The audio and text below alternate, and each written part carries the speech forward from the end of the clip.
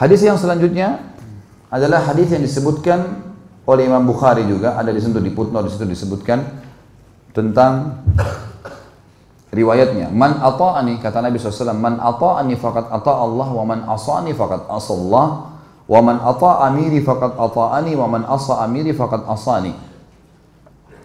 Barang siapa yang taat kepadaku berarti ia taat kepada Allah, dan barang siapa yang durhaka kepadaku maka dia telah durhaka kepada Allah. Artinya semuanya harus diikuti karena ini perintah sang pencipta Allah. Dan barang siapa yang taat kepada pemimpin pilihanku, misal Nabi SAW lagi safar keluar kota, kemudian beliau menitipkan Madinah kepada salah seorang sahabatnya, atau beliau mengirim pasukan, ditunjuk salah satu jadi pemimpin perang, maka harus dipatuhi. Siapa yang patuh pada pemimpin yang aku tunjuk, dia telah patuh kepadaku. Siapa yang maksiat, durhaka pada pimpin yang aku tunjuk, maka dia telah maksiat kepadaku. Saya kasih contoh. Seorang sahabat Nabi bernama Amr bin As radhiyallahu anhu. Tahu ya? Orang ini dulu musuh Islam. Setelah dia masuk Islam 3 bulan, Nabi SAW membentuk pasukan untuk menyerang salah satu suku Arab yang memang dasarnya mau menyerang Madinah. Suku ini suku besar. Amr bin As baru masuk Islam 3 bulan, oleh Nabi SAW dijadikan pemimpin perang. Itu menjadi pimpinan perang, komando perang. Dan di dalam pasukan itu ada Abu Bakar, ada Umar, ada Uthman, ada Ali, ada Talha, ada Zubair, ada sahabat-sahabat yang mulia nih.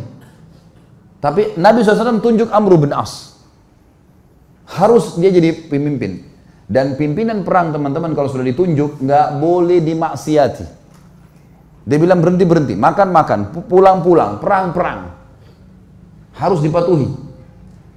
Ini sabda Nabi SAW, siapa yang mentaati pimpinan yang aku tunjuk, dia taat padaku. Siapa yang maksiat, maka dia maksiat kepadaku. Teman-teman sekalian, waktu itu pasukan dikirim, tempatnya jauh, musim dingin. Zaman dulu orang kalau musim dingin hangatin diri, dan teman-teman kalau tahu, saya subhanallah waktu hadapin musim dingin di Madinah karena 7 tahun di sana.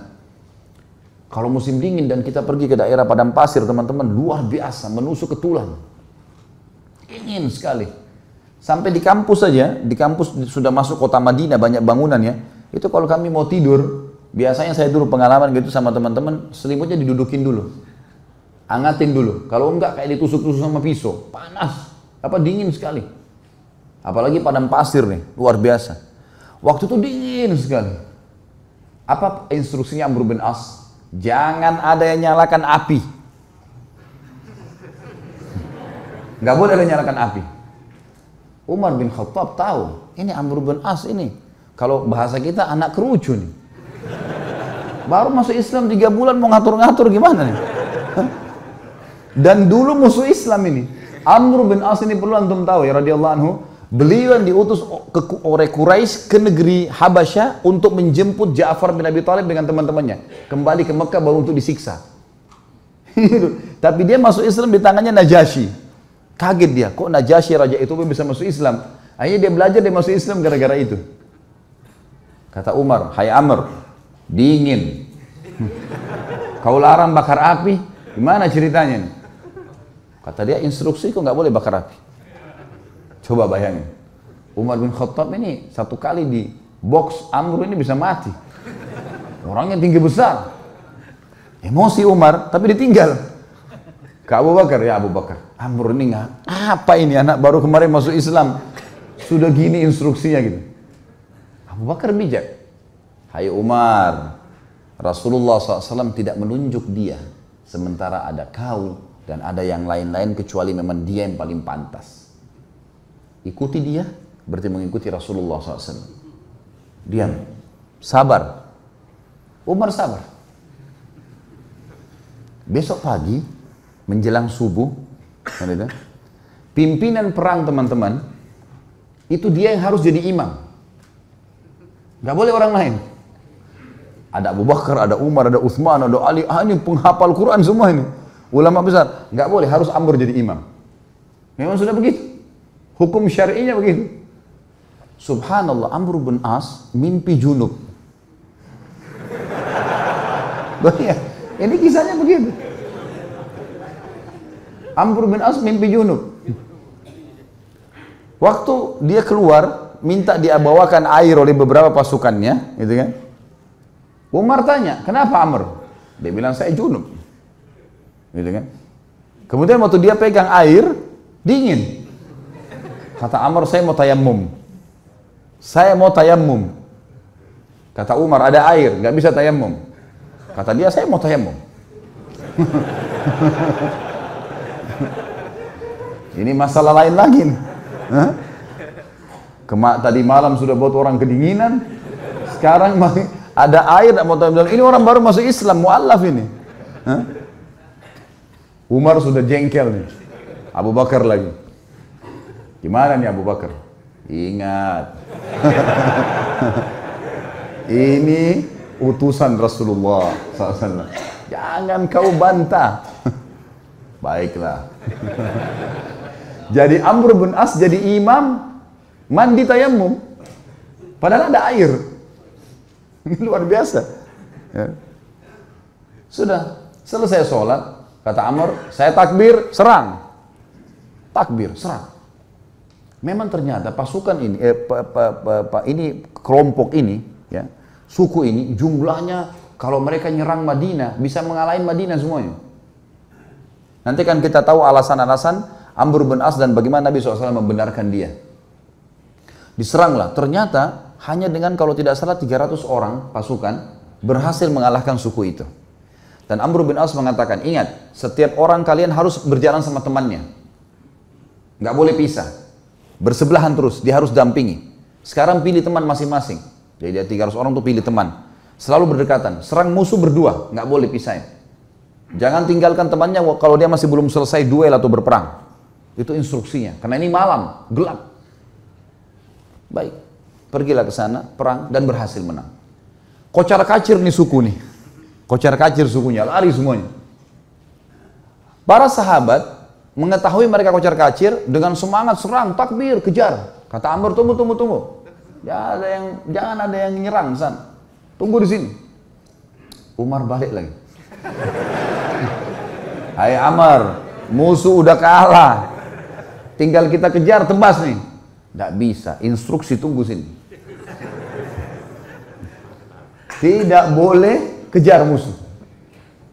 Kumpulin ghanimah yang ada sekarang, pulang Madinah. Tentu sahabat-sahabat yang lain yang didukung siapa kira-kira? Amr atau Umar? Umar. Karena mereka tahu siapa Umar gitu kan. Mereka juga tahu siapa Amr. Pikiran mereka ini Amr ini 3 bulan yang lalu perangin Islam. Ini musuh besarnya Islam ini dulu. Baiklah, pulang pasukan ke Madinah. Baru turun dari kuda, Umar langsung, ya Rasulullah, ini Amr buat begini.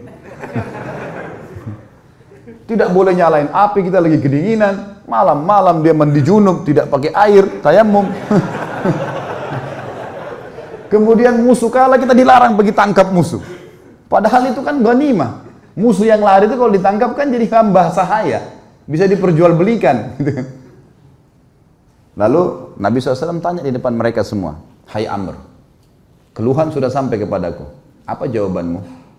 Ya Rasulullah, pasukan suku yang kita serang ini adalah suku yang jumlahnya kalau semua berhasil menyerang Madinah keesokan harinya habis kita nih. Pasukan perang jumlahnya banyak. Kalau kita nyalain api, mereka tahu kita ada habis 300 orang lawan sekian ribu, gimana caranya? Kata Nabi SAW, benar. Lihat Nabi SAW tidak salah memilih pemimpin nih. Nabi bukan orang bodoh. Wahyu dari langit nih. Yang kedua, kenapa kau mandi junub dengan tayammum? Ya Rasulullah, airnya seperti es. Kalau saya mandi saya bisa sakit, mati. Saya pemimpin. Kalau saya sakit saya pemimpin perang. Instruksi Anda saya pemimpin. Nggak bisa, udara dingin di padang pasir. Maka saya tayammum. Kata Nabi SAW, kau benar. Umar yang tadinya marah, redam. Yang ketiga, kenapa kau biarin orang pergi, nggak ditangkapin? Ya Rasulullah, 300 orang. lawan sekian ribu orang pasukan ini. Kalau kocar-kacir pasukan saya, nyerang sana sini nangkap, kita akan dikalahkan pasti. Mereka bisa tahu jumlah kita, tapi kalau kita ngumpul kelihatannya banyak. Dan target kan ngalahin mereka. Mereka sekarang sudah takut dan mereka gelap tidak tahu jumlah pasukan kita. Ngapain kita nyerang-nyerang sana? Toh ganimanya sudah ada. Target sudah tercapai. Mereka kalah, nggak usah buru-buru itu. Kata Nabi SAW, kau benar. Abu Bakar balik ke Umar. Nah, sudah tahu?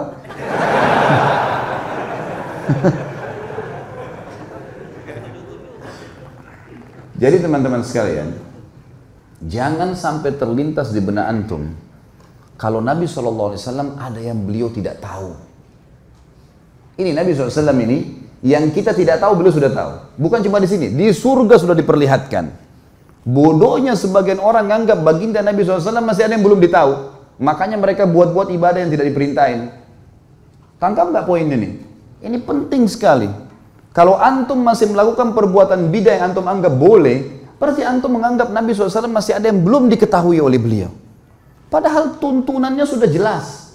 Innal halala bayyin wa innal harama bayyin. Ingat kata Nabi SAW, yang halal sudah jelas, yang haram sudah jelas. Wa bainahuma umurum mushtabihat. Di antaranya ada hal-hal yang samar. Siapa yang menyelamatkan dirinya dari hal yang samar-samar, faqad istabra li dini wa dunyah. Dia telah menyelamatkan kesucian agamanya dan dunianya. Wa man waqa'a fi syubhat faqad waqa'a fil haram. Siapa yang sengaja jurumuskan dirinya pada yang syubhat, haram atau enggak ya? Enggak apa-apa deh. Maka faqad waqa'a fil haram. Dia telah jurumuskan dirinya pada yang haram. Artinya nggak ada tengah-tengahnya, halal atau haram. Syubhat berarti haram, jelas agama Allah. Orang yang jerumuskan dirinya pada yang syubhat berarti jerumuskan pada haram, seperti pengembala domba yang membawa domba-dombanya ke ladang yang luas, rumputnya lebih tinggi dari domba-dombanya, dan dia tidak tahu domba mana yang dicuri oleh serigala. Kita nggak tahu ini halal atau enggak, lalu kita jerumuskan diri untuk apa? Jadi agama sudah sempurna, nggak butuh tambahan-tambahan. Banyak hal yang membuat umat Islam sekarang berselisih teman-teman. Tapi poin intinya kata ulama adalah mereka semua mengaku kembali kepada Al-Quran dan Sunnah. Semua. Orang liberal pun yang mengatakan Quran harus direvisi, boleh nikah lintas agama, semua orang agama masuk surga. Banyak syubhat yang mereka lemparkan. Mereka juga mengaku kami juga kembali kepada Al-Quran dan Sunnah. Tapi Al-Quran yang tidak sesuai dengan akal kami, tidak relevan, kami ganti. Tolak, harus direvisi. Hadis Nabi yang tidak masuk di akal, seperti lalat yang dicelupkan di air, susu kemudian bisa jatuh racunnya, bisa ngobatin, gak masuk di akal ini. Mereka tolak gitu kan. Semua mengaku berlandaskan Al-Quran dan Sunnah. Tetapi yang membuat mereka menyimpang adalah mereka tidak mengikuti pemahaman salaful ummah. Siapa itu? Sahabat. Mereka anggap ngikutin sahabat itu kuno. Di zaman Nabi SAW itu ya zaman Nabi, zaman sekarang beda, harus diubah. Dan itu yang dikembangkan oleh Kemal Atatürk di Turki. Sampai mengatakan ada istilah Islam Arab, Islam Turki, Islam Persia. Sekarang Indonesia kan baru kena penyakit itu, Islam Nusantara. Zaman dulu sudah ada ini. Sampai Kemal Atatürk ganti azan dalam bahasa Turki. Lama-lama azan dalam bahasa daerah kita nih. Diubah semuanya, agama Allah nih. Ini bahaya sekali teman-teman sekalian. Makanya memahami Al-Quran dan Sunnah harus sesuai dengan pemahaman salaful ummah atau sahabat. Pegang baik-baik hadis ini teman-teman. Kalau ini antum jadikan pondasi hidup, pegangan hidup, antum akan selalu aman. Ini jaminan, tiket dari Nabi SAW untuk siapapun yang bersyahadat sampai hari kiamat. Kata beliau, Yahudi terpecah menjadi 71 golongan, Nasrani 72 dan umatku 73. Yang 73 yang dibahas. Semuanya lewat neraka dulu. Nanti masuk surga. Tapi lewat neraka dulu, dibersihin dulu dosa-dosanya, kecuali satu. Semua kita bertanya siapa satu, sahabat juga bertanya, Rasulullah siapa yang satu? Masuk surga langsung tanpa hisab deh. Kata Nabi SAW, maka ana alaihi wa ashabi, yang mengikuti aku dan mengikuti sahabat-sahabatku.